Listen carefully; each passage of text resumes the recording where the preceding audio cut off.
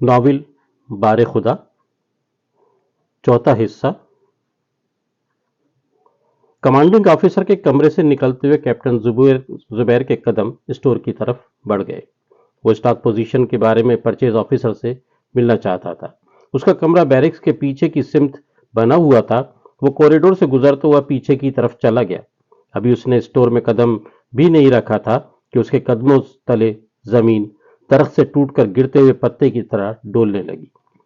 اس کی چھٹی حس نے اسے خبردار کر دیا کہ صورتحال خطرناک ہے۔ وہ برق رفتاری سے کھلے ہوئے حصے میں آ گیا۔ کوریڈور کی دو سیڑھیاں اترتے ہوئے وہ لڑکھڑایا اور جھول کر زمین پر آ رہا۔ اس کا گرنا اچھا ہوا۔ وہ زمین سے چپک گیا۔ اسے ایسا لگا جیسے وہ واٹر بیڈ کے گدے پر اوندھا لیٹا ہوا ہو اور واٹر بیڈ کا گدا پانی کے اوپر ہچکولے کھا رہا ہو۔ مگر اس دوران اس کے کانوں میں خوفزدہ کر دینے اور دل ہلا دینے والی آوازوں کی گڑگڑاہٹ نے احساس دلایا کہ یہ زلزلہ ہے اور نہایت خوفناک حد تک پہنچے ہوئے ریکٹر اسکیل پر آیا ہے، اور اس کے نتیجے میں انتہائی خوفناک تباہی آنے والی ہے۔ لیٹے ہوئے اس کا دایاں کان زمین سے چپکا ہوا تھا۔ اس کی سماعتوں سے جو آوازیں ٹکرا رہی تھیں وہ اس نے اپنی زندگی میں کبھی نہیں سنی تھی۔ یہ آوازیں میدان کارزار میں رونما ہونے والی کسی حقیقی جنگ سے زیادہ بھیانک تھیں۔ پھر اسے لگا کہ زمین کا ہلنا بند ہو گیا ہے۔ اس نے آنکھیں کھولی تو دیکھا کہ وہ دھول مٹی میں اٹ گیا ہے۔ لمحے بھر کو کیپٹن ویسے ہی پڑا رہا اور آس پاس کی صورتحال کو سمجھنے کی کوشش کرنے لگا۔ اسے بھیانک خاموشی کے سوا کچھ محسوس نہیں ہوا۔ وہ پھرتی سے اٹھ کھڑا ہوا۔ اس کے سامنے کی تمام بیرکس زمین بوس ہو چکی تھی۔ اس نے پلٹ کر دیکھا، وہاں بھی ملبے کے ڈھیر کے سوا کچھ نہیں تھا۔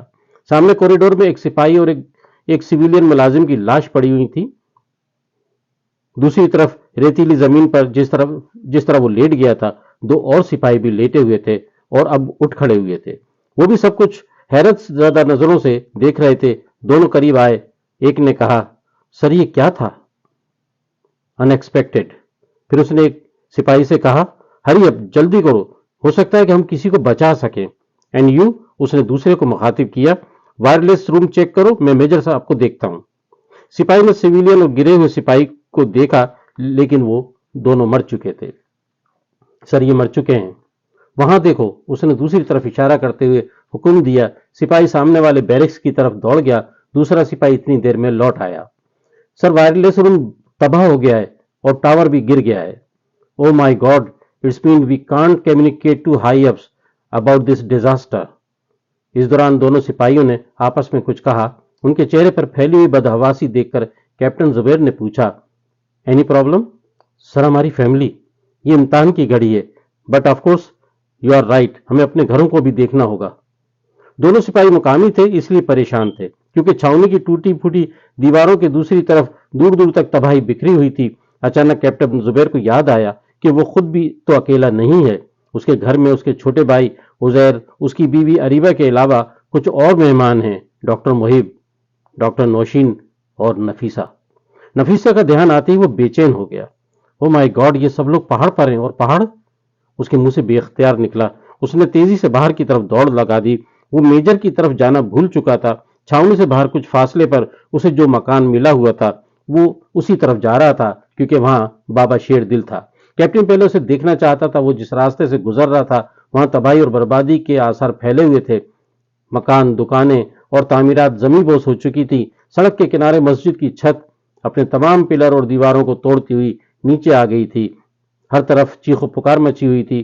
ہر ایک اپنے پیاروں کو دیکھ رہا تھا۔ کسی کو کوئی پھاوڑا بیلچہ یا لوہے کی سلاخ کی تلاش تھی تاکہ اپنے عزیزوں کو ملبے کے ڈھیر سے نکال سکے۔ کوئی چیخ چیخ کر مدد کے لیے پکار رہا تھا۔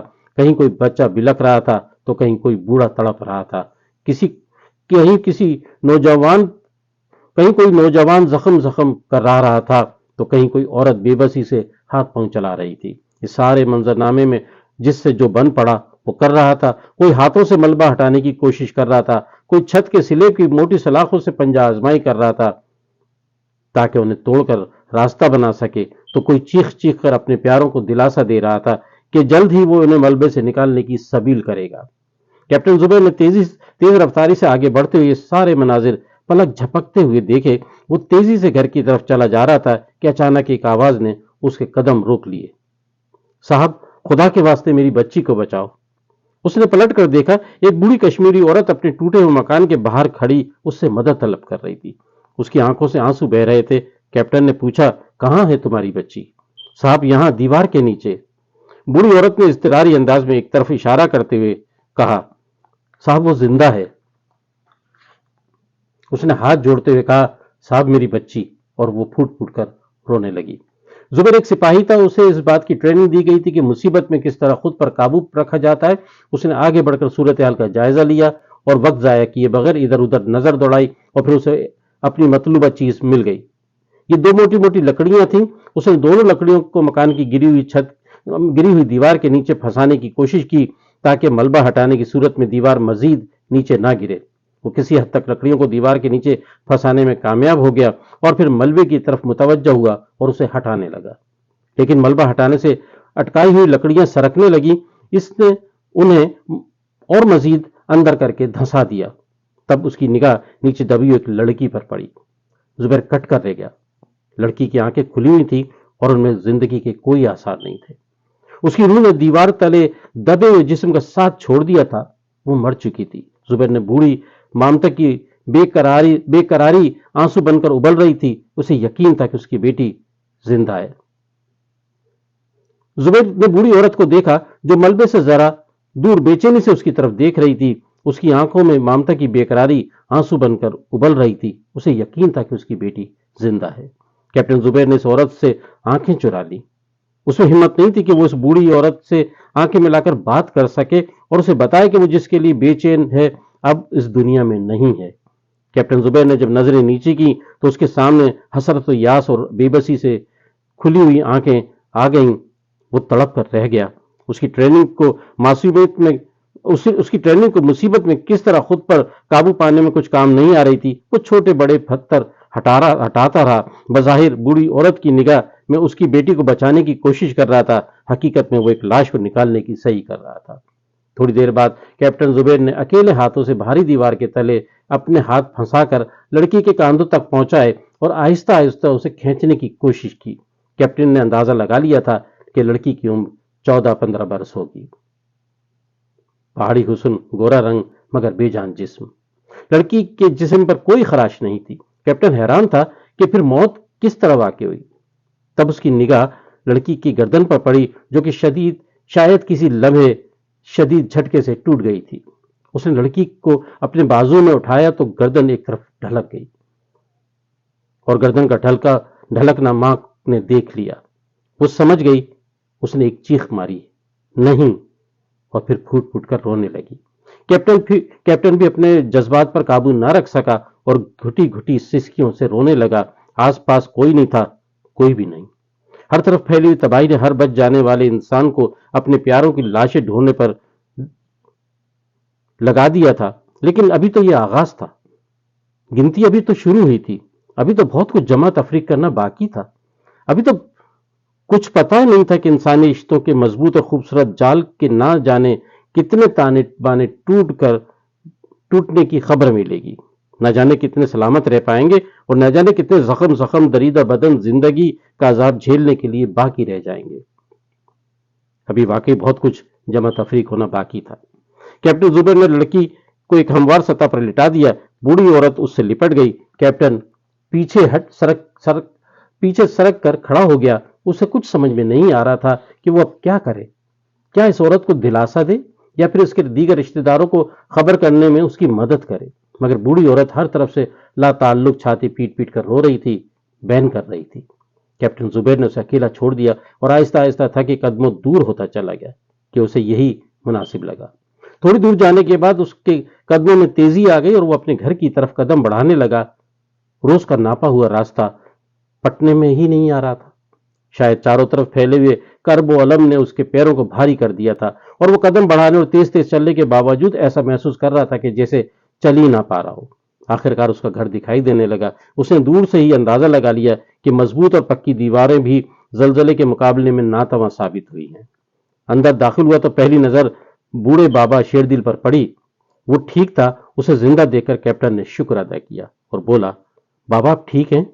جی صاحب، جس وقت زلزلہ آیا میں یہاں کیاریوں کو ٹھیک کر رہا تھا۔ صاحب بہت خوفناک زلزلہ تھا، بابا نے دہشت زدگی سے کہا۔ تھوڑا سا میں نے باہر جا کر دیکھا ہے، زلزلہ تو ہر چیز کو چاٹ گیا ہے۔ ان لوگوں کی کوئی خبر؟ صاحب آپ کے پاس سیل فون ہے، آپ ان سے رابطہ کرو۔ توبہ استغفار، کیپٹن زبیر اپنے ماتھے پر انگلیاں مارتے ہوئے اور خود کو ملامت کرتے ہوئے بولا، مجھے ذرا دھیان نہیں ہے کہ میرے پاس رابطے کے لیے سیل فون ہے۔ کیپٹن کے فون میں صرف عزیر کا نمبر تھا، اس نے بیل دی مگر دوسری طرف سے کوئی جواب نہ ملا۔ اس نے کئی بار کوشش کی لیکن رابطہ نہ ہو سکا۔ وہ بے چین ہو گیا۔ بابا نے جو خود ہیجان میں مبتلا تھا، کیپٹن کو دلاسا دیتے ہوئے کہا، صاحب پریشان نہ ہو، اللہ خیر کرے گا، سب ٹھیک ہوں گے۔ بابا ہم پہلے آپ کے گھر چلتے ہیں اسی وقت۔ لیکن صاحب یہاں گھر میں؟ یہ اللہ کی مہربانی ہے کہ اس وقت گھر میں کوئی نہیں ہے، باقی سب خیر ہے، سامان کے لیے کیا پریشان ہونا، ابھی راستے میں ایک معصوم بچی کی لاش اس کی ماں کے بازو میں دیکھ کر آ رہا ہوں، اس وقت تو بابا صرف جانوں کی فکر کرو۔ یہ کہتے ہوئے کیپٹن نے دوبارہ فون پر رابطہ کرنے کی کوشش کی مگر ہنوز جواب ندارت۔ آؤ بابا چلیں۔ اس نے چٹتی سی نظر گھر پر ڈالی جس کا دالان مکمل طور پر زمین بوس ہو گیا تھا اور کمرے بھی ٹوٹ پھوٹ کا شکار تھے۔ چھت پر بنا ہوا پانی کا ٹینک جس پلر پر ٹکا ہوا تھا وہ ٹیڑھا ہو گیا تھا، جس کی وجہ سے ٹینک تقریباً معلق تھا اور کسی وقت بھی گر سکتا تھا۔ کمروں کی چھت کے کئی حصوں میں تقسیم ہو کر ادھر ادھر لٹک گئی تھی اور دیواریں زیادہ بوجھ کے سبب لڑکھڑا گئی تھی۔ کیپٹن زبیر نے وہی راستہ اختیار کیا جس پر وہ کل گزرا تھا۔ یہاں سے گزرتے ہوئے لکڑی کا بنا ہوا پل جلدی قریب آنے لگا تھا۔ گھاٹی عبور کرنے کے بعد پہاڑ کے ساتھ ساتھ ایک طویل پگڈنڈی پار کرنا پڑتی تھی۔ یہی راستہ بار برداری کے جانوروں کے لیے بھی استعمال ہوا کرتا تھا۔ عام حالات میں ان راستوں سے گزرتے ہوئے پہاڑوں کا حسن، ان کا جلال اور ان کا دبدبہ دیکھنے سے تعلق رکھتا تھا، مگر اس وقت یوں لگتا تھا جیسے اس سارے پہاڑ دھول اوڑھ کر ہر سمت پھیلی ہوئی تباہی پر ماتم کنا ہے اور لڑکتے پتھروں اور مٹی کے تودوں کی صورت میں اپنا بدن نوچ رہے ہیں۔ ان پگڈنڈیوں کے آس پاس بھی آبادیاں تھیں، قریب و دور مکان بنے ہوئے تھے جو کہ اب کسی بھی صورت میں سلامت نہیں تھے، لیکن کہیں کم کہیں زیادہ، لیکن تباہی اور بربادی ضرور مقدر کا لکھا بن کر ان کے گھروں، آنگنوں اور دالانوں میں پھیل گئی تھی۔ دوپہر ہو چکی تھی، دھوپ چاروں طرف پہاڑوں اور درختوں اور وادیوں میں نکلی ہوئی تھی، مگر روز کی چمک اور اس کا نکھرا پن دھول مٹی کی دھن میں مل کر ملیاں میٹ ہو گیا تھا۔ بابا شیردل کیپٹن کی تیز رفتاری کا ساتھ نہیں دے پا رہا تھا، جس کی وجہ سے کیپٹن زبیر کو ہر تھوڑی دیر بعد اپنی رفتار سست کرنا پڑتی تھی۔ ایسے ایک موقع پر جب کیپٹن نے مڑ کر دیکھا تو بابا کو بہت پیچھے پایا، تب وہ رک گیا تاکہ وہ قریب آ جائے کہ اچانک اس سے آگے صرف چند قدم کے فاصلے پر اوپر پہاڑ کی بلندی سے کچھ حصہ ٹوٹ کر انتہائی تیز رفتاری سے نیچے کی طرف پھسلتا ہوا آنے لگا اور صرف چند ساعتوں میں چاروں طرف گرد و غبار پھیلاتا ہوا پگڈنڈی نما راستے پر آ کر گر گیا۔ بڑے تودے کے پیچھے پہاڑی مٹی مسلسل گرنے لگی، کچھ پگڈنڈی پر گرے ہوئے تودے پر گری اور کچھ مزید نیچے کی طرف پھسلتے ہوئے دریائے نیلم کے پانی میں شامل ہونے لگی۔ بابا شیردل جو سنا میں قریب آ چکا تھا بولا، اللہ ماں، صاحب ابھی کتنی قیامت دیکھنا باقی ہے؟ شاید بہت۔ کیپٹن اتنا کہہ کر خاموش ہو گیا۔ لینڈ سلائیڈنگ کی وجہ سے راستہ بند ہو گیا، آگے بڑھنے کے لیے بالکل راستہ نہ تھا۔ لینڈ سلائیڈنگ کی بھری مٹی کے اوپر قدم رکھ کر پار کرنا خطرے سے خالی نہ تھا۔ کیپٹن نے بابا شیردل سے پوچھا، بابا کوئی اور راستہ ہے؟ صاحب وہی راستہ جس سے میں آتا جاتا ہوں، لیکن اب ہمیں واپس لوٹ کر جانا پڑے گا، تبھی اس راستے پر جا سکتے ہیں۔ آئیے، کیپٹن زبیر نے کہا اور تیز قدم آگے بڑھنے لگا۔ انگریزی ادب میں پوزیشن کے ساتھ ماسٹر کرنے کے بعد ریاض احمد کے لیے لیکچررشپ کا راستہ کھلا ہوا تھا اور ابتدا میں اس کا ارادہ بھی یہی تھا کہ مگر اسلام آباد میں ایک سیمینار اور ورکشاپ میں شرکت کے بعد وہ اپنے علاقے میں تعلیم کی صورتحال اور اچھے اسکولوں کی ضرورت کے بارے میں مسلسل سوچتا رہا۔ تب اس نے یہ فیصلہ کیا کہ وہ ایک اسکول قائم کرے گا، ایک ایسا معیاری اسکول جہاں نئی نسل کے بچوں کو اچھی تعلیم مگر نسبتاً کم فیس میں دی جائے تاکہ کم آمدنی والے لوگ اپنے بچوں کو بآسانی تعلیم دلوا سکیں۔ 8 برس قبل ریاض احمد نے 2 کمروں سے اسکول کا آغاز کیا تھا۔ دیکھتے ہی دیکھتے اس کا اسکول پورے علاقے میں پہچانا جانے لگا۔ جیسے جیسے بچوں کی تعداد میں اضافہ ہوا، کمرے بڑھتے چلے گئے، لیکن فکری اور نظریاتی ذہن رکھنے والے ریاض احمد نے فیس بڑھانے کی رفتار کو ہمیشہ دھیما ہی رکھا۔ پہلے 4 برسوں میں طلباء و طالبات کی تعداد اتنی بڑھ گئی کہ 10 کمرے بھی کم پڑنے لگے۔ ریاض احمد ٹھیکیدار عاشق علی سے ملا جو کچھ عرصے سے ریاض کو بڑی جگہ پر اسکول میں پارٹنرشپ کی آفر کر چکا تھا۔ 4 ماہ کے مختصر عرصے میں 16-17 کمروں کا بڑا اسکول ٹھیکیدار عاشق علی نے تعمیر کر دیا۔ عمارت پہلے دن سے اس بات کی چغلی کھا رہی تھی کہ ٹھیکیدار عاشق علی نے سریے اور سیمنٹ کے استعمال میں انتہائی کفایت شعاری سے کام لیا ہے۔ دوران تعمیر ایک بار ریاض احمد نے ازراہ مذاق عاشق علی سے کہا، عاشق بھائی یہ خیال رہے کہ ان کمروں کی چھتوں کے نیچے میں اور آپ بھی بیٹھیں گے۔ تو عاشق علی نے دروغ گوئی سے کام لیتے ہوئے جواب دیا، قسم پیدا کرنے والی کہ ریاض صاحب خاکسر یہاں سے لے کر کراچی تک سینکڑوں مکان تعمیر کر چکا ہے، آج تک کسی مکان میں سیوریج کی لائن تک لیک نہیں ہوئی ہے، آپ کسی سے بھی جا کر پوچھ لیں۔ سن 2002 کا نیا سیشن نئی بلڈنگ میں شروع ہوا اور پہلے برس میں ہی جب بچے کلاس روم کی دیواروں پر زور سے اپنا اسکیل رگڑتے تو دیوار میں رگڑی ہوئی ایک لکیر پڑ جاتی اور ریت کے ذرے فرش پر گرنے لگتے۔ نئی اور بڑی عمارت میں منتقل ہونے سے آس پاس کے لوگوں پر اچھا اثر پڑا اور نئے سیشن میں داخلے بھی پہلے کی نسبت زیادہ ہوئے۔ ریاض نے اس ترقی کا اثر زیادہ لیا اور نفسیاتی طور پر عمارت کی خامیوں کو نظر انداز کرتا چلا گیا۔ سن 2005 تک آتے آتے اسکول میں بچوں کی تعداد 500 سے زیادہ ہو گئی۔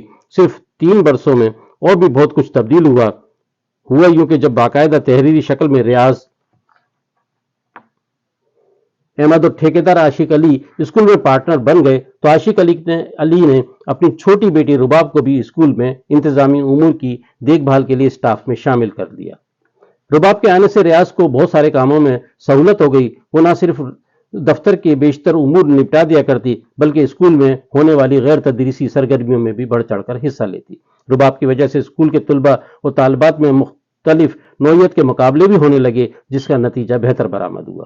اس دوران ریاض اور عاشق علی کے درمیان گھریلو تعلقات قائم ہوئے اور ایک دوسرے کو قریب سے جاننے کا موقع ملا۔ عاشق علی نے ریاض کو ایک اچھا نوجوان پایا، اس نے چاہا کہ ریاض اس کا داماد بن جائے، لہذا عاشق علی نے ریاض کے والد سے اپنی اس خواہش کا اظہار کیا جسے بغیر کسی تردد کے مان لیا گیا، اور چند ماہ میں ریاض کی شادی عاشق علی کی بڑی بیٹی مہج ابی سے ہو گئی اور اب مہج ابی امید سے تھی۔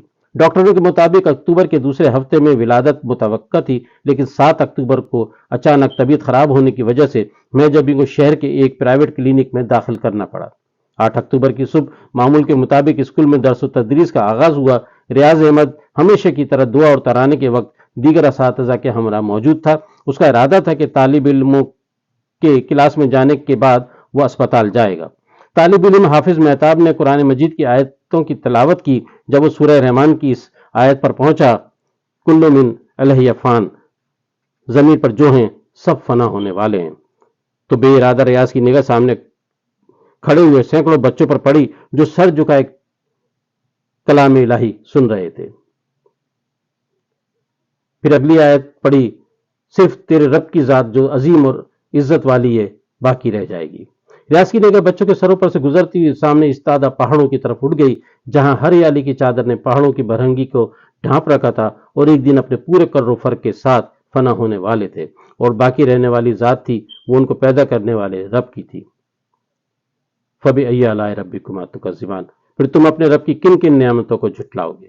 ریاض نے دل میں خدا کا شکر ادا کیا کیونکہ آنے والی کسی بھی گھڑی میں وہ باپ بننے والا تھا۔ وہ مضطرب تھا اور چاہتا تھا کہ جلد سے جلد مہج ابی کے پاس پہنچ جائے۔ اس کے دھیان میں مہج ابی اور اس سے ملنے والی خوشی رقصاں تھی۔ ترانہ کب شروع ہوا اور کب ختم ہوا اسے یاد نہیں تھا۔ جب ایک قطار کی صورت میں اپنی اپنی کلاسوں میں جانے لگے تو اس نے رباب سے کہا، تم یہاں دھیان دینا، میں اسپتال جا رہا ہوں۔ ریاض بھائی میں چلوں؟ رباب نے پوچھا تو وہ بولا، ابھی تو کچھ پتہ نہیں، ہو سکتا ہے ہمیں واپس آنا پڑے۔ ٹھیک ہے، وہ یہ کہہ کر خاموش ہو گئی اور دفتر کی طرف چلی گئی۔ ریاض نے اس کی طرف اچھڑتی ہوئی نظر ڈالی اور شہر کی طرف روانہ ہو گیا۔ آدھے گھنٹے بعد وہ اسپتال میں تھا۔ مہج ابی بیدار تھی، قریب ہی مہج ابی کی امی بیٹھی تھی۔ ڈاکٹر صبح معائنہ کر کے جا چکی تھی، ڈرپ کی نالی بازو سے منسلک تھی۔ مہج ابی ریاض کو دیکھتے ہوئے بولی، آپ مجھے گھر لے چلیں، ڈاکٹر تو بس اپنے پیسے بنا رہے ہیں۔ کیوں، کیا ہوا؟ ریاض نے پوچھا تو عاشق علی کی بیوی اور مہج ابی کی امی نے جواب دیا، بیٹا کچھ نہیں، یہ تو پاگل ہے، ڈاکٹر نے ابھی دوسری ڈرپ لگوائی ہے، وہ کہہ کر گئی ہے کہ ہو سکتا ہے کہ ابھی یا پھر دوپہر تک درد بڑھ جائیں۔ ایسے میں گھر والے گھر جا کر خود کو سوائے ہلکان کرنے کے اور کیا کرے گی؟ امی مجھے ابھی کچھ نہیں ہو رہا ہے، کوئی درد ورد کی علامت نہیں ہے۔ تو چپ رہے، تجھے کیا پتا؟ مجھے سب پتا ہے، بچہ مجھے ہو رہا ہے اور مجھے ہی پتا نہیں ہوگا. ہاں تجھے تو کچھ پتا ہے, تجھے کچھ نہیں پتا, ہم نے 4 بچے پیدا کیے ہیں, تو ایسے ہی بڑی نہیں ہو گئی ہے. ریاض ناشتہ دان رکھ کر ایک طرف بیٹھ گیا اور مسکراتے ہوئے کہنے لگا, امی ٹھیک کہہ رہی ہیں, تمہیں اور مجھے واقعی کچھ نہیں معلوم. میں جب نے بے اتنائی سے گردن ہلائی اور اس کی اس حرکت پر ماں بولی, ایک تیرے اما ابا نے بہت نخرے اٹھائے, اب تجھے میاں بھی بہت نخرے اٹھانے والا ملا ہے. کیا نخرے دکھا رہی ہوں میں؟ اس نے بے اتنائی سے پوچھا, جیسے کہہ رہی ہو کہ میں کوئی نخرے وخرے نہیں کر رہی, اور اگر کوئی میرے نخرے اٹھاتا ہے تو ٹھیک ہے. اسی نوک جھوک کے دوران نرس کمرے میں داخل ہوئی اور ایک رکا ریاض کی طرف بڑھاتے ہوئے بولی, یہ سامنے میڈیکل اسٹور سے لے آئے. ریاض نے کاغذ پہ ایک نظر ڈالی اور کمرے سے باہر نکل گیا. سڑک کے دوسری طرف میڈیکل اسٹور تھا. وہ سڑک پار کرنے لگا. بس اسی لمحے زمین کی تہ در تہ سطحوں میں دائروں کی صورت میں بڑھتی ہوئی لہروں کے چکر نے اپنی پوری طاقت اور دل ہلا دینے والی آوازوں کے شور میں سب کچھ تہہ والا کرنا شروع کر دیا. وہ پلٹا, چند ساعتوں میں اس کی نگاہ اسپتال پر پڑی. وہ ہکا بکا اسپتال کے در و دیوار کو دیکھنے لگا, جو بوڑھے ناتواں جسم کی طرح لرز رہی تھی. لپک کر آگے بڑھنا چاہا تو چکرا کر گر پڑا. آنکھوں کے سامنے اندھیرا چھا گیا. صرف سماعتوں سے آوازیں ٹکرا رہی تھیں, شور کی آوازیں, پتھروں کے گرنے کی آوازیں, دیواروں کے ٹوٹنے چٹکنے کی آوازیں, چھتوں مچانوں کے جھٹکوں سے زمین بوس ہونے کی آوازیں, شیشوں کے چکنا چور ہونے کی آوازیں, گاڑیوں کے ملبے تلے دبنے اور لوہے کی چادروں پر برسنے والے پتھروں کی آوازیں, انسانی چیخوں کی آوازیں. اتنی ساری آوازیں مل کر دہشت پیدا کر رہی تھی. بازار کی سڑک پر ابھی معمول سے کم گاڑیاں اور لوگ تھے, تاہم سڑک بالکل سنسان بھی نہیں تھی. جتنے بھی لوگ تھے سب زلزلے کی زد میں پر تھے اور اب صرف چند سیکنڈوں میں تباہی اور بربادی کے عجیب و غریب دہشت انگیز منظر نامے کے گواہ تھے. ریاض کو جسم سے ٹکرانے والے کئی چھوٹے چھوٹے پتھروں نے بیدار کر رکھا تھا. اس نے جب گردن اٹھا کر دیکھا تو ذرا دیر پہلے کی زندگی سے بھرپور سڑک موت کا کفن اوڑے زمین مٹی کے ڈھیر کی صورت میں پڑی ہوئی تھی. پوری سڑک موت کا کفن اوڑے زمین پر مٹی کے ڈھیر کی صورت میں پڑی ہوئی تھی. وہ حواس باختہ چاروں طرف دیکھنے لگا. اس نے خود سے سوال کیا, یہ سب کیا تھا؟ اسے اپنے اندر ہی سے جواب ملا, قیامت. اس کی آنکھوں کے سامنے سے دھند میں لپٹے خوف کی چادر سر کی تو سامنے اسپتال نظر آیا. لوگ چیختے پکارتے بے ترتیب ادھر ادھر بھاگ رہے تھے. اس نے اپنے حواس کو قابو میں کیا اور اسپتال کی طرف دوڑا. اسپتال کی عمارت بھی دیگر عمارتوں کی طرح زخموں سے چور کھڑی ہوئی تھی. خوبصورت شیشے کا دروازہ چکنا چور پڑا تھا. اندر کی سمت چھت بیٹھ گئی تھی. ریاض خوفزدہ ہو گیا. وہ پڑھا لکھا, ذہین اور سمجھدار تھا.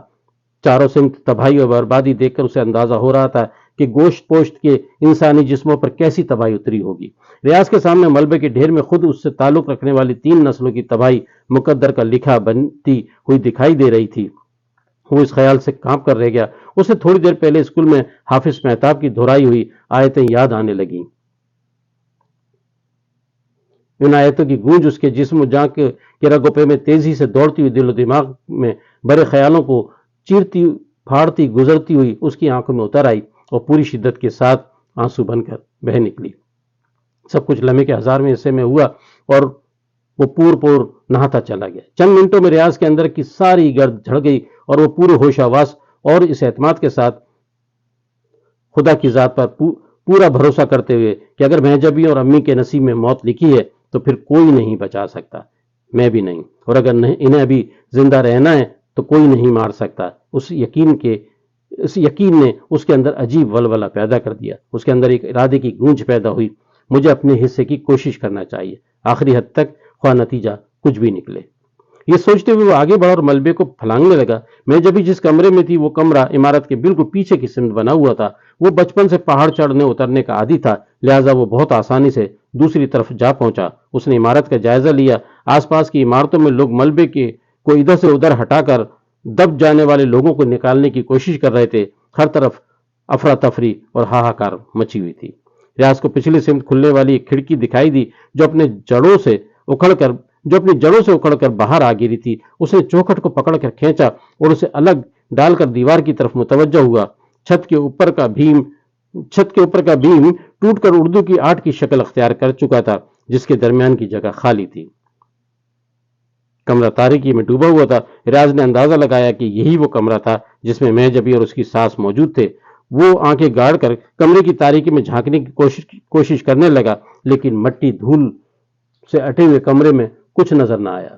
پھر اس نے آواز دی, مہجبی. امی امی، اس نے کمر کے بل جھک کر کچھ دیکھنے کی کوشش کی، مگر کچھ نظر نہ آیا، کیونکہ آنسوؤں سے تر آنکھوں میں گرد کے ذرے چلے گئے تھے۔ اس نے اپنی ہتھیلیوں سے آنکھوں کی گرد صاف کی اور پھر دوبارہ دیکھنے کی کوشش کرنے لگا۔ اتنی دیر میں کمرے میں پھیلی ہوئی گرد بھی آہستہ آہستہ زمیں بوس ہو رہی تھی۔ اب اسے کچھ نظر آیا۔ اس نے دیکھا کہ کمرے کی 10-11 فٹ بلند چھت اپنے ستونوں اور دیواروں کو توڑتی ہوئی زمین سے صرف 4 فٹ پر آ کر اپنے بیم کے سہارے رک گئی ہے۔ چھت کا سلیب کئی جگہ سے ٹوٹ گیا ہے اور سریا دکھائی دے رہا ہے، اور کمرے کے سامنے والی دیوار کے ساتھ بیڈ کے اوپر وہ دو جسم ایک دوسرے کے اوپر ساکت پڑے ہوئے ہیں، اور ان کے صرف چند فٹ بھر کے فاصلے پر پوری چھت ادھڑی مگر تنی ہوئی ہے۔ اس نے دونوں کو پہچان لیا اور یہ سمجھنے میں بھی دیر نہیں لگائی کہ جب زلزلہ آیا تو اس وقت امی نے اپنی بیٹی کو بچانے کی کوشش میں اپنا وجود ایک سائبان کی طرح اپنی حاملہ بیٹی کے اوپر تان دیا، لیکن یہ سمجھنا مشکل تھا کہ اب اس حالت میں مہجبی اور اس کا بچہ زندہ تھے کہ نہیں، اور خود امی کی کیا حالت تھی۔ ریاض کو امید کی کرن نظر آئی۔ اس نے سوچا ہو سکتا ہے کہ مہجبی کو بچانے میں امی کامیاب ہو گئی ہوں۔ اس نے آس پاس دیکھا، تھوڑے فاصلے پر ایک آدمی ایک دکان سے کچھ مال و اسباب سمیٹ رہا تھا۔ ریاض نے اسے آواز دی، بھائی صاحب پلیز میری مدد کریں۔ وہ آدمی گھبرا گیا اور ہاتھ میں اٹھایا وہ سامان لے کر بھاگ گیا۔ ریاض نے اندازہ لگایا کہ وہ کوئی چور اچکا تھا اور ٹوٹی ہوئی دکان سے جس کے مالک کا کچھ پتہ نہ تھا سامان چوری کر رہا تھا۔ اس نے حیرت سے سوچا کہ کیا اس قیامت کی گھڑی میں کوئی اس قدر بے حس درندہ اور شیطان بھی ہو سکتا ہے؟ اس سے زیادہ سوچنے کی اسے فرصت نہیں تھی۔ اس نے ایک اور شخص کو مدد کے لیے پکارا جو ایک تباہ شدہ گھر کے باہر کھڑا تھا، ادھر ادھر دیکھ رہا تھا۔ وہ قریب آیا، ریاض سے بولا، بھائی یہاں اندر میری بیوی اور میری ساس ہیں، تھوڑی میری مدد کرو، میں اندر جاتا ہوں، آپ باہر سے تھام لینا۔ کیا وہ زندہ ہیں؟ خدا جانے، لیکن اللہ کرے کہ زندہ ہوں۔ دراصل میری بیوی حاملہ ہے۔ اوہ، اس شخص نے قدرے افسوس سے کہا۔ ریاض کا دم بڑھا کر اندر کود گیا، اس کا سر بیم سے ٹکرایا، وہ چکرا کر رہ گیا، مگر وہ اپنے درد سے لاپرواہ تھا۔ 4 فٹ کی اونچائی میں وہ رکوع کی حالت میں ہو گیا تھا، اس کا سر اور کمر چھت سے ٹکرا رہے تھے۔ باہر کھڑے ہوئے شخص نے آواز دی، چھت کو ہاتھ مت لگاؤ۔ جی، اس نے آہستہ سے کہا، اور دھوری حالت میں آگے کی طرف کھسکنے لگا۔ اس کے پیروں سے کوئی چیز ٹکرائی، دیکھا تو چھت کا پنکھا تھا جو کہ اپنے کنڈے سے ٹوٹ کر نیچے گرا پڑا تھا۔ اس نے اللہ کا شکر ادا کیا کہ مریضہ کا بیڈ کمرے کے وسط میں نہیں تھا، وگرنہ اس وقت یہ پنکھا۔ اسے سوچتے ہوئے جھرجھری آ گئی اور وہ کانپ کر رہ گیا، اور وہ بستر کے قریب پہنچ چکا تھا۔ اس نے جلدی سے مہجبی کو دیکھا، اسے ٹٹولا، اس کے جسم میں زندگی کی حرارت محسوس کرنے کی کوشش کی، اس کے سینے پر ہاتھ رکھا، گالوں کو تھپتھپایا اور پھر آواز دی، مہجبی۔ دوبارہ پکارا، مہجبی۔ پھر پکارا، مہجبی۔ تیسری آواز پر جسم میں حرکت ہوئی، جیسے کوئی لوٹ آیا ہو۔ ریاض کی آنکھوں سے آنسو ابل پڑے۔ اس نے کھڑے ہوئے آدمی کو خوشخبری سنائی، زندہ ہے، میری بیوی زندہ ہے۔ دوسری عورت کو دیکھو، باہر کھڑے ہوئے شخص نے کہا۔ ریاض کو یاد آیا کہ اس کی بیوی کے بدن پر کوئی سائبان تانے ہوئے بھی ہے۔ جھکی حالت میں مہجبی کے پیروں کی طرف گیا۔ ریاض کی ساس کا سر اسی طرف تھا۔ ریاض نے انہیں کندھے سے ہلایا، کوئی ہل جل محسوس نہ ہوئی۔ اس نے ان کی کلائی کو پکڑ کر دیکھا، نفس چل رہی تھی۔ ریاض نے ایک بار پھر خدا کا شکر ادا کیا اور باہر کھڑے ہوئے آدمی سے کہا، یہ بھی زندہ ہیں مگر بے ہوش ہیں، ایسا کرو بیٹے کو کھینچ کر یہاں تک لے آؤ۔ باہر کھڑے ہوئے شخص نے اسے مشورہ دیا۔ اسے مشورہ معقول لگا۔ اس نے بیڈ کے پائپ کو پکڑ کر خمیدہ حالت میں کھینچنے کی کوشش کی، الٹے قدموں اس کے پیر پھسلنے لگے۔ ریاض نے اور زیادہ قوت لگائی، بیڈ تھوڑا سا سرک گیا۔ اس نے مزید قوت سے بیڈ کو پیچھے کی طرف کھینچا تو پیروں میں پڑا ہوا پنکھا الجھ گیا، پائپ پر اس کی گرفت کمزور ہو گئی اور وہ اچانک کولوں کے بل چکنے فرش پر بکھرے ہوئے سیمنٹ کے پتھروں پر گر پڑا۔ چھت سے گرے ہوئے پنکھے کی راڈ ریاض کی ران کے گوشت کو پھاڑتی ہوئی نکل گئی۔ اس نے ہتھیلی سے گوشت کو دبایا تو اس کا ہاتھ خون میں لت پت ہو گیا۔ جسم پر بے شمار خراشیں وہ پہلے ہی جھیل چکا تھا۔ کھڑکی سے کودتے ہوئے سر ٹکرایا تھا، اب اس جگہ کو ایک گومڑ سا بن گیا تھا، مگر ریاض اپنے سارے زخم اور اپنا سارا درد بھول چکا تھا۔ اسے خوشی تھی کہ مہجبی زندہ ہے، اس کی امی کی سانس بھی چل رہی ہے، اور اسے یہ بھی امید تھی کہ انشاءاللہ اس کا بچہ بھی سلامت ہوگا۔ وہ اٹھا اور پنکھے کو پیر سے ایک طرف سرکاتے ہوئے دوبارہ بیڈ کے پائپ کو پکڑ کر کھینچنے لگا۔ اس کے پیر میں ٹیسیں اٹھ رہی تھیں، مگر وہ پوری قوت سے بیڈ کو اردو کے 8 کے ہندسے کی صورت میں کھلی ہوئی جگہ پر لے جا رہا تھا۔ آخرکار وہ اپنے مقصد میں کامیاب ہو گیا، اور باہر کھڑے ہوئے شخص کی مدد سے پہلے اس نے اپنی سانس کو نکالا جو کہ اب تک بے ہوش تھیں. پھر وہ مہجبی کی طرف متوجہ ہوا، وہ جو کہ تقریباً ہوش میں آ چکی تھی اور تشکر آمیز نظروں سے ریاض کی طرف دیکھ رہی تھی. ریاض نے اسے دیکھا، وہ نقاہت بری آواز سے بولی، میں اٹھنے کی کوشش کرتی ہوں، تم یہ ڈرپ ہٹا دو. ریاض نے بازو سے منسلک ڈرپ کو دیکھا جس کی بوتل اب زمین پر پڑی ہوئی تھی اور بیٹ کے ساتھ گھسٹتی ہوئی چلی آئی تھی. اس نے نس میں پیوست سوئی کو علیحدہ کر دیا. میں جبھی نے اٹھنے کی کوشش کی مگر کمر میں درد کی لہر دوڑ گئی. وہ دوبارہ لیٹ گئی اور گہرے گہرے سانس لینے لگی. جب اس کی سانس بحال ہوئی تو اسے اندازہ ہوا کہ جس کمرے میں وہ لیٹی ہوئی تھی اب ایک غار کی صورت اختیار کر گیا ہے. اس کی آنکھ اور چھت کے درمیان جو فاصلہ تھا اب سمٹ کر بہت کم رہ گیا ہے. اگر یہ فاصلے سے کچھ کم ہوتا تو شاید وہ زندہ بھی نہ ہوتی. یہ سوچتے اس کے رونگٹے کھڑے ہو گئے. اس کے حواس پوری طرح بحال نہیں ہو گئے تھے، لیکن اس ابتری کی حالت میں اپنے شوہر ریاض کو قریب پا کر تشکر اور محبت کی ملی جلی کیفیت کے حصار میں تھی. اس نے اپنے پیٹ پر ہاتھ پھیرا اور خود سے سوال کیا، یہ کیسا ہے؟ اسے کوئی جواب نہیں ملا. ہر طرف خاموشی تھی. اسے یاد آیا کہ جس وقت زمین لرزی اور اچانک کمرہ جھولنے کی طرح ڈولنے لگا تو اس کی ماں ایک دم اس کے اوپر آ کر الٹی لیٹ گئی اور زلزلے کی حالت میں کئی بار اس کے اوپر اچھلی بھی تھی، اور پھر اچانک دیواریں زمیں بوس ہوتی چلی گئیں اور چھت اس کے سر پر آن گری. پھر اسے کوئی ہوش نہیں تھا. اب ریاض اپنی پوری کوشش سے کمرے میں کسی نہ کسی طرح داخل ہونے میں کامیاب ہو گیا ہے. اس کی امی کو باہر نکال لیا گیا اور اب اسے بھی نکلنا ہے. اس نے خود سے کہا، مجھے ہمت کرنا چاہیے. اس نے 2-3 گہرے گہرے سانس لیے. ریاض نے خمیدہ حالت میں اس سے کہا، میں تمہیں بٹھاتا ہوں. اس نے آگے بڑھ کر مہجبی کی کمر میں محبت سے ہاتھ ڈالا اور اسے اٹھنے میں مدد دی. مہجبی بھی کروٹ سے اٹھنے میں کامیاب ہو گئی. پھر وہ جھک کر بیڈ سے نیچے اتر آئی. باہر کھڑے ہوئے شخص نے خوش ہوتے ہوئے کہا، بہن، اللہ تمہیں اور تمہارے بچے کو زندگی دے، تم بہت ہمت والی ہو.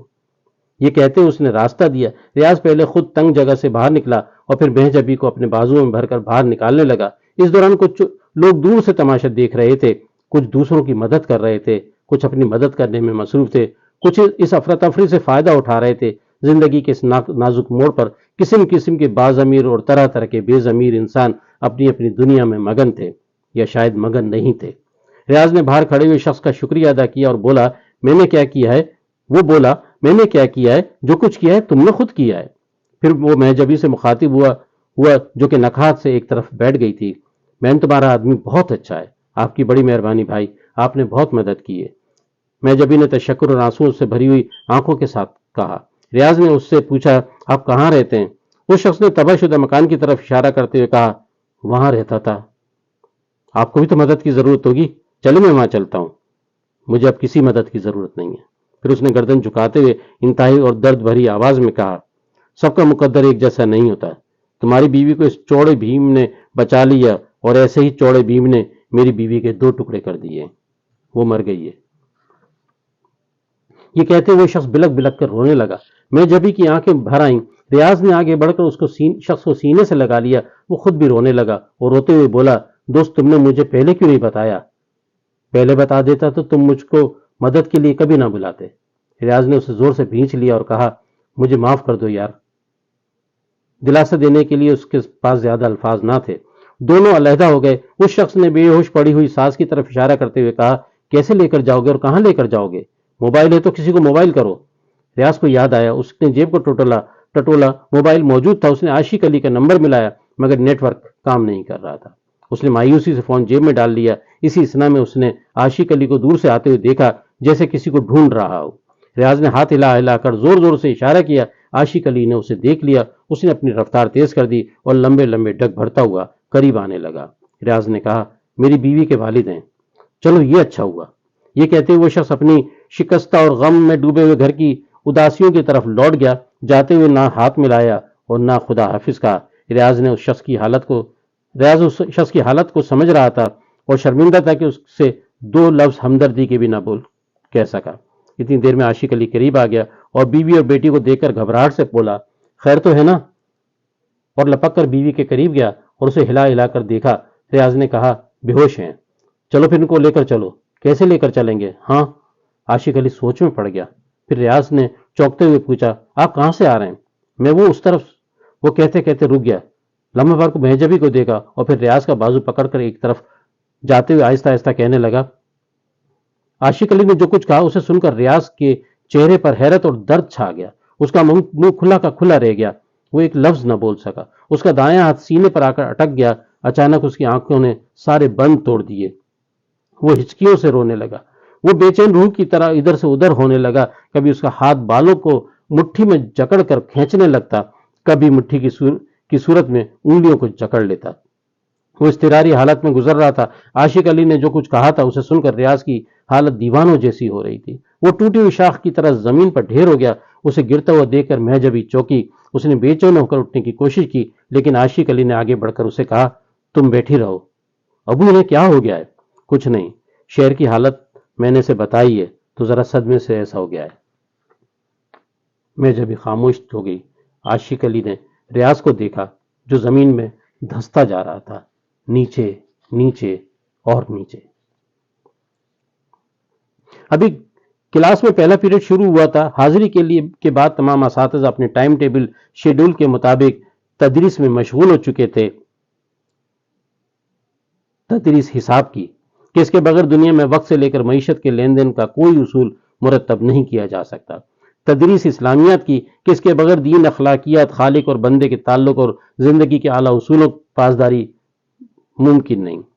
تدریس سائنس کی کہ اس کے بغیر انسان ترقی کا ایک قدم بھی نہیں اٹھا سکتا. تدریس زبانوں کی کہ اس کے بغیر انسان ایک دوسرے کے قریب نہیں آ پاتا. تمام اساتذہ اپنی اپنی استعداد کے مطابق قوم کے نونے حالوں کو علم سے بہرامند کر رہے تھے، اور قوم کے نونے حال بچے اپنی پوری توجہ اور لگن کے ساتھ کہیں کچھ لکھ رہے تھے، کہیں تختہ سیاہ سے کچھ لکھا ہوا اتار رہے تھے، کہیں کتاب سے کچھ پڑھ رہے تھے، کہیں ٹیچر سے کچھ سمجھ رہے تھے اور کہیں کچھ بتا رہے تھے. دوسری طرف رباب آفس کے کاموں میں مصروف تھی کہ دو بچوں نے کمرے میں داخل ہونے کی اجازت مانگی. دونوں کے ہاتھوں میں ڈھیر ساری کاپیاں تھیں. میڈم یہ کاپیاں مس نے بھجوائی ہیں، رکھ جاؤ، سر آئیں گے تو سائن کروا دوں گی. بچے کاپی میز پر رکھ کر پلٹے. این اسی وقت ملازمت حاضری رجسٹر لے کر کمرے میں داخل ہوئی. اچانک یوں لگا جیسے کسی نے اس کے ہاتھ سے رجسٹر لے کر اچھال دیے ہوں. لمحے بھر کو رباب سمجھے بچوں نے شرارت کی ہے. اس نے ڈانٹنے کے لیے منہ کھولا ہی تھا کہ کمرے میں بھونچال آ گیا. کرسی میز ہلنے لگی. دونوں بچے گر پڑے. ماسی نے دیوار کو تھاما، لیکن دیواریں بھی لرز رہی تھیں. یکایک تمام کلاسوں سے بچوں کے چیخنے اور چلانے کی آوازیں آنے لگیں. پورے اسکول میں کوہرام برپا تھا. پھر ایسا لگا جیسے بہت سارے پتھر گر رہے ہوں، چیزیں ٹوٹ رہی ہوں.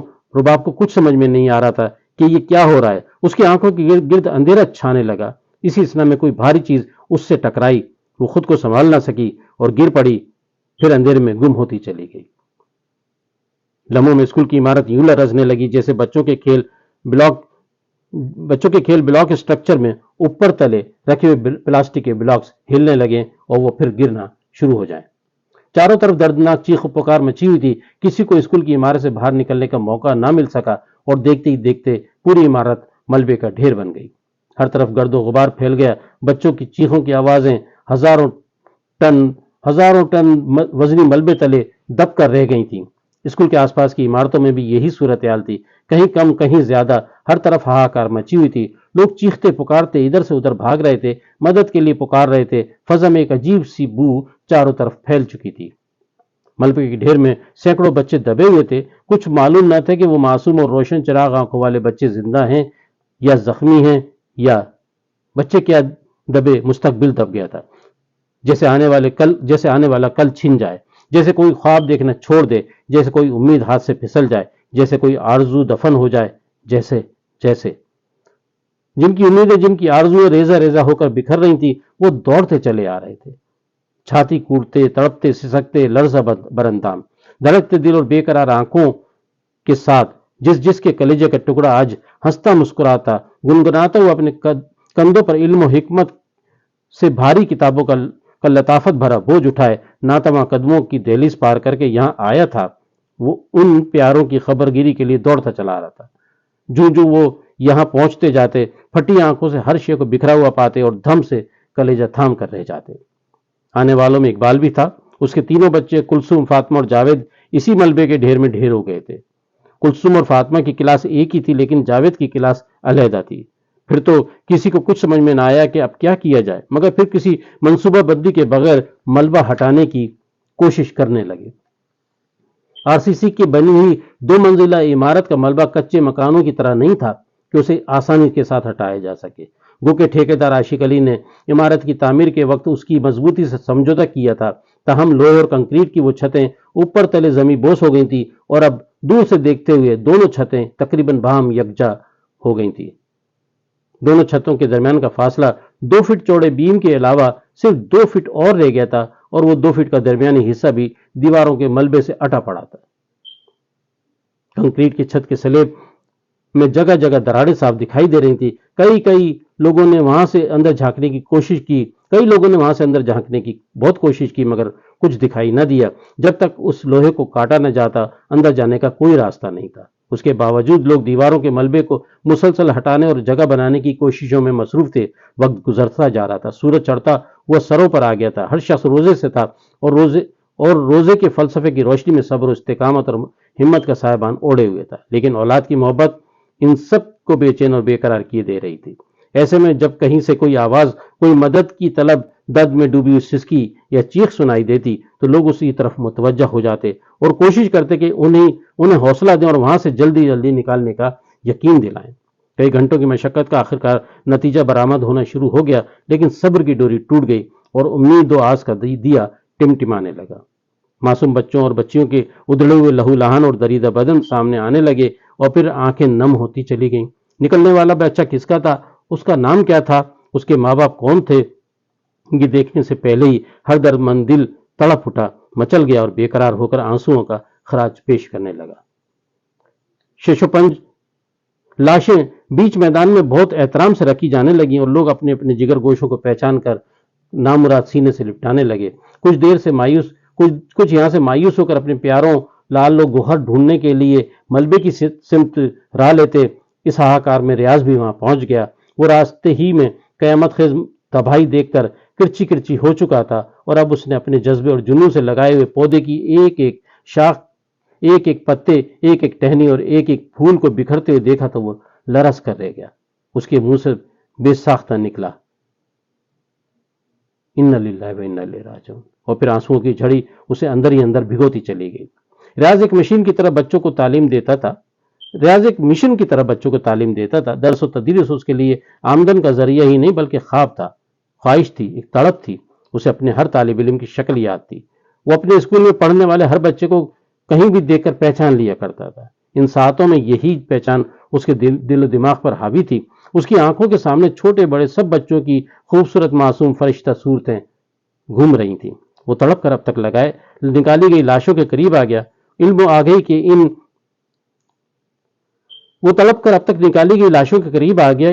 کہ ان بجھے ہوئے چراغوں کو دیکھ کر اس کا کلیجہ پھٹنے لگا۔ وہ کبھی ان بچوں کی طرف دیکھتا اور کبھی ملبے کا ڈھیر بنے ہوئے اسکول کو دیکھتا۔ اشکبار آنکھوں والوں میں وہ بھی شامل تھا، مگر حیرت انگیز طور پر اس کا درد ان ماں باپ سے سوا تھا جو وہاں اپنے 1 یا 2 3 جگر گوشوں کو ڈھونڈنے آئے تھے۔ ریاض اس وقت سینکڑوں بچوں کا لٹا پیٹا استاد اور بردبار روحانی باپ تھا۔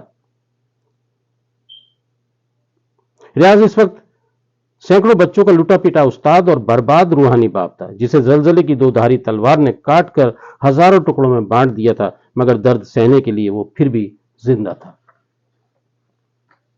اس دوران اقبال کی پوری کوششوں کے باوجود کلثوم، فاطمہ اور جاوید تک کوئی رسائی نہ ہو سکی تھی۔ وہ اب بھی لوگوں کے ساتھ ہاتھ بٹا رہا تھا اور یوں تندہی سے ملبہ ہٹانے کی جاں توڑ کوششوں میں مصروف تھا۔ کچھ عورتیں بھی اس صحیح حاصل میں شریک تھیں۔ کئی لوگ قسمت کی اس لکھے کو پڑھ رہے تھے اور سمجھ رہے تھے کہ اس تباہی میں معصوم بچوں کا بچ جانا محال ہی نہیں، ناممکن بھی ہے، لیکن ان میں سے کوئی نا امید نہیں تھا۔ اب بھی ان کی امید کا دیا روشن تھا۔ وہ اپنے رب کی ذات پر غیر متزلزل یقین رکھتے تھے اور جب چاہے معجزے دکھا سکتا ہے۔ اسی آس اور اسی ڈھارس سے بندھے ہوئے چھوٹے موٹے گھریلو اوزاروں اور چھینی، ہتھوڑی، بیلچے اور پھاوڑے کی مدد سے کنکریٹ کے پہاڑ سے نبرد آزما تھے۔ ٹھیکیدار عاشق علی کی ناقص میٹیریل سے بنی ہوئی بے شمار کمزوریوں والی یہ عمارت زلزلے کے خطرناک جھٹکے برداشت نہیں کر سکی اور آنن فانن ڈھہ گئی، لیکن ان کپکپائے بازوؤں والے ماں باپ کے سامنے وہ اب بھی لوہے اور کنکریٹ کا ایسا پہاڑ تھا جسے اپنی جگہ سے ہٹانے کے لیے بھاری مشینری درکار تھی جو کہ یہاں دستیاب نہیں تھی۔ اقبال جو بہت دیر سے صحیح حاصل میں مصروف تھا کو یاد آیا کہ اس کے گھر کی بھی اس وقت یہی حالت ہے اور وہاں اس کی بیوی یکا و تنہا ہے۔ تب اس نے گھر لوٹنے کا سوچا، مگر پھر اس نے اپنے خیال کو جھٹک دیا، نہیں، یہاں میرے بچے ہیں۔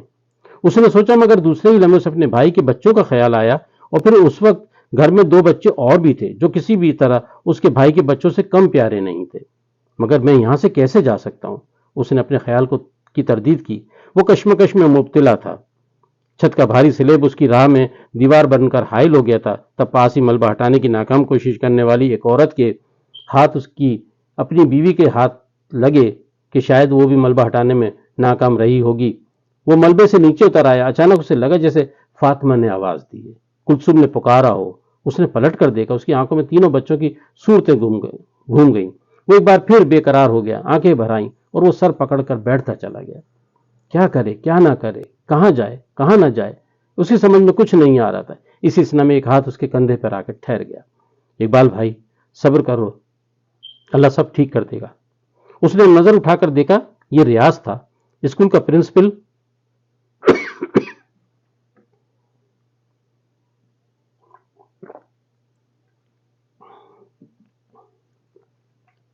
اس نے نظر اٹھا کر دیکھا، یہ ریاض تھا، اسکول کا پرنسپل۔ اقبال کچھ نہ بولا، بس ٹک ٹک دیکھتا رہا۔ ریاض نے پوچھا، آپ کے گھر کی حالت کیسی ہے؟ کچھ پتہ نہیں۔ ارے تو آپ گھر جاؤ۔ مگر میرے بچے، ہو سکتا ہے اس وقت آپ کو گھر پر زیادہ ضرورت ہو۔ یہاں میں ہوں اور دوسرے بہت سارے لوگ بھی ہیں، تو پھر میں گھر جا کر دیکھوں؟ ہاں ہاں، آپ وہاں جاؤ اور دیکھو، اگر وہاں سب خیریت ہو تو پھر واپس آ جانا، اللہ کرے وہاں سب خیریت ہو۔ یہ سن کر اقبال گھر کی طرف دوڑ پڑا۔ اس دوران کچھ لوگ ریاض کے قریب آ گئے اور بیک وقت بولنے لگے، سر کچھ کریں، کسی بھاری مشین کا بندوبست کریں، یہ کوئی کرین منگوائیں۔ سر لوہا کاٹنے والا بلیڈ سے نہیں کٹے گا، کہیں گیس پلانٹ چاہیے، وہ گیٹ جالی والوں کے پاس بھی ہوتا ہے۔ اس وقت کون گیٹ جالی والا ہوگا؟ ریاض افسردگی سے سب کی باتیں سن رہا تھا۔ وہ زلزلے کی شدت اور اس کے اثرات سے واقف تھا۔ اس نے مظفر آباد شہر کی حالت اپنی آنکھوں سے دیکھی تھی۔ اسے اندازہ تھا کہ یہ زلزلہ دور دور تک قیامت بپا کر گیا ہے۔ کسی کو کچھ اندازہ نہیں ہے کہ پہاڑوں پر کیا صورتحال ہے، جہاں نہ راستے ہیں، نہ رسد گاہیں، اور نہ ہی رابطے کا کوئی اور ذریعہ۔ اسپتال تباہ ہو چکے ہیں، انتظامیہ کے لوگ خود اس تباہی سے دوچار ہیں، لہٰذا ان سے مدد کی توقع رکھنا بیکار اور عبث ہے۔ ہر شخص کو اپنی مدد آپ کرنا ہے، اپنا لاشا خود اٹھانا ہے۔ شاید کچھ لوگوں کو ایک سے زیادہ لاشیں بھی اٹھانا پڑیں، ایک سے زیادہ قبریں کھودنا پڑیں، انفرادی قبریں، اجتماعی قبریں، لاشیں ہی لاشیں۔ ریاض کو جھرجھری آ گئی۔ ایک شخص نے کہا، میرا چاچا بتا رہا ہے کہ مظفر آباد کے سارے راستے بند ہو چکے ہیں، پہاڑوں سے پتھر ٹوٹ ٹوٹ کر گر رہے ہیں، پوری سڑکیں غائب ہو گئی ہیں لینڈ سلائیڈنگ کی وجہ سے۔ دوسرے نے وضاحت کی، ہاں لینڈ سلائیڈنگ ہو رہی ہے، یہ سب خطرناک ہے، لوگوں کو اس وقت مدد کی ضرورت ہے۔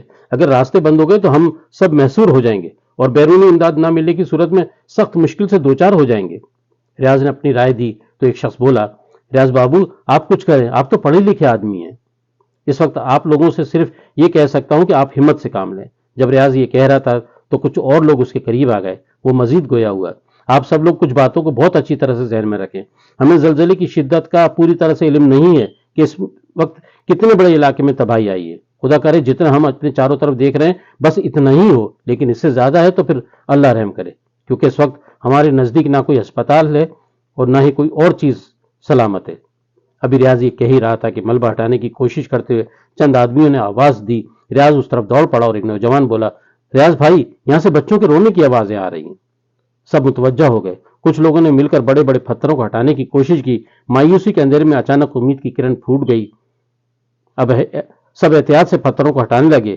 ملبے کے اندر گھسنے کے لیے جگہ بن گئی تو وہی نوجوان پیٹ کے بل لیٹ کر اندر کی طرف رینگنے لگا۔ آدھے سے زیادہ دھڑ ملبے کے اندر غائب ہو گیا۔ پھر وہ اندر سے آہستہ آہستہ پتھر سرکانے لگا۔ کچھ اور جگہ بنی تو وہ اور اندر سرک گیا۔ باہر کھڑے ہوئے لوگ کسی آہٹ، کسی آواز کا انتظار کرنے لگے۔ ایک اذیت تھی جس سے سب دو چار تھے۔ صبر تھا جو ہاتھ سے پھسلا جا رہا تھا، لیکن پھر بھی ایک امید تھی جس نے سب کو مضبوطی سے تھام رکھا تھا۔ تھوڑی دیر بعد اندر سے وہی نوجوان پکارا، ریاض بھائی کسی ایک اور آدمی کو اندر بھیجیں۔ ریاض فوراً خود آگے بڑھا اور پیٹ کے بل سرکتے ہوئے اندر اترنے لگا۔ تھوڑی دیر بعد وہ کشادہ جگہ پر تھا۔ یہ کوئی کلاس تھی، 35-40 بچوں پر مشتمل کلاس، جسے دیکھتے ہی ریاض نے آنکھیں بند کر لی اور اپنے سر کو دونوں بازو میں چھپا کر آنکھوں میں بھر آنے والے آنسوؤں کو چھپانے کی کوشش کرنے لگا۔ کہ مبادا بچے نہ دیکھ لیں کہ ہیڈ سر تو رو رہے ہیں، مگر بچے دیکھ کہاں رہے تھے، وہ تو لکڑی کے ڈیسکوں کی طرح خود بھی ٹوٹے پھوٹے اور بکھرے ہوئے تھے۔ عجیب دہشت ناک اور غمزدہ کر دینے والا منظر تھا۔ ہر بچہ زخموں سے چور تھا، کسی کے ہاتھ سلامت تھے، سر نہیں، کسی کا سر سلامت تھا اور جسم نہیں۔ کوئی ڈیسکوں میں پھنسا ہوا تھا، کوئی دیوار میں۔ کچھ بچوں کی معصوم روحیں نہ جانے کس لمحے اور کس حالت میں قفس انصری سے پرواز کر چکی تھی، کچھ سسک رہے تھے، کچھ بے ہوش تھے۔ ریاض ان معصوموں کو جانتا تھا، پہچانتا تھا۔ اس کا ہم نام ریاض احمد بھی ابھی 2 دن پہلے روزہ نہ رکھنے پر اس سے ڈانٹ کھا چکا تھا۔ اس وقت کچھ کہنے سننے کے قابل نہیں رہا تھا۔ اس نے وعدہ کیا تھا کہ اب پورے روزے رکھے گا۔ اسے یقین تھا یہ معصوم آج ضرور روزے سے ہوگا۔ وہ شریف فیصل اور احمد کو بھی جانتا تھا۔ یہ کلاس کے ہونہار طالب علم تھے، اول دوم سوم آنے والے، ہمیشہ ایک دوسرے سے مقابلہ کرنے والے۔ شاید یہاں سے رخصت ہونے میں بھی انہوں نے مقابلہ کیا ہوگا۔ یہ سوچتے ہوئے ریاض کی آنکھوں میں ایک بار پھر آنسو بھر آئے۔ وہ دل محسوس کر رہ گیا۔ ریاض کو اچانک خوش خیال آیا۔ وہ چاروں طرف آنکھیں دوڑانے لگا اور پھر متلاشی نظروں نے اسے پا لیا۔ وہ سے رویہ ڈیسکوں کے بیچ میں ایک جگہ پھنسی ہوئی اوندھی پڑی تھی۔ ریاض نے اسے پہچان لیا۔ یہ نیلم تھی، انگلش کی بہترین ٹیچر، انتہائی قابل اور مخلص اور اپنے کام سے محبت کرنے والی۔ عید کے فوراً بعد نیلم کی شادی تھی عابد کے ساتھ، جس کی بازار میں سینیٹری کے سامان کی دکان تھی اور جو ریاض کا دوست بھی تھا۔ ریاض کی نامآلودہ آنکھوں میں مناظر دوڑنے بھاگنے لگے۔ چند ماہ پہلے یہیں اسکول میں عابد نے جب اس کو بتایا تھا کہ مجھے تمہاری یہ ٹیچر بہت اچھی لگتی ہے اور میں اسے شادی کرنا چاہتا ہوں، تب اس نے عابد کو کہا تھا کہ یہ میرے اسکول کی بہترین ٹیچر ہے اور تم اسے یہاں سے لے جانا چاہتے ہو۔ یہ میرا وعدہ ہے کہ تمہاری ٹیچر اسکول سے کہیں نہیں جائے گی، البتہ میرا گھر بس جائے گا۔ ہو سکا تو میں 2-4 برس میں تمہیں اسکول کے لیے کچھ طالب علم بھی دے دوں گا، عابد نے مسکراتے ہوئے کہا تھا۔ کچھ ہی دنوں میں ریاض کی کوششوں سے یہ رشتہ طے پا گیا اور اب عید کے بعد شادی ہونے والی تھی، مگر اس وقت تو سب کچھ چکنا چور ہو چکا تھا۔ ریاض کی حالت دیکھ کر نوجوان اس کے قریب سرک آیا اور بولا، ریاض بھائی ہمت سے کام لیں، ہمیں ان سب کو باہر نکالنا ہے۔ ریاض نے اس بات میں گردن ہلائی اور گہری سانس لیتے ہوئے ہمت کا اظہار کیا اور پھر تندہی سے دونوں ان معصوم بچوں کو نکالنے کی کوشش کرنے لگے۔ سب سے پہلے وہ ان زخمی بچوں کی طرف متوجہ ہوئے جنہیں فوری طبی امداد سے بچایا جا سکتا تھا۔ اپنے اصل حجم سے نصف سے بھی کم جگہ میں سکڑا ہوا کھنڈر نما کمرہ، جس کی دیواریں زمیں بوس ہو چکی تھی اور چھت ایک طرف لٹک کر جھول گئی تھی، سے بچوں کو نکالنا اتنا آسان نہیں تھا، لیکن ریاض اور نوجوان نے پوری احتیاط اور تندہی سے اس کام کو سر انجام دیا۔ باہر کھڑے ہوئے مضبوط ہاتھوں نے جب بچوں کو زخمی مگر زندہ حالت میں پایا تو اپنے جذبات پر قابو نہ پا سکے اور پھر دیوانہ وار خوشی سے سرچار ہو کر چلانے لگے۔ فضا خدا کی بڑائی اور بزرگی کے نعرے سے گونج رہی تھی۔ ایمان جو انسانوں کا آخری سہارا ہے یک بیدار ہو گیا، مگر ابھی زندگی کے کڑے عذاب سے گزرنے کے بہت سے مرحلے باقی تھے۔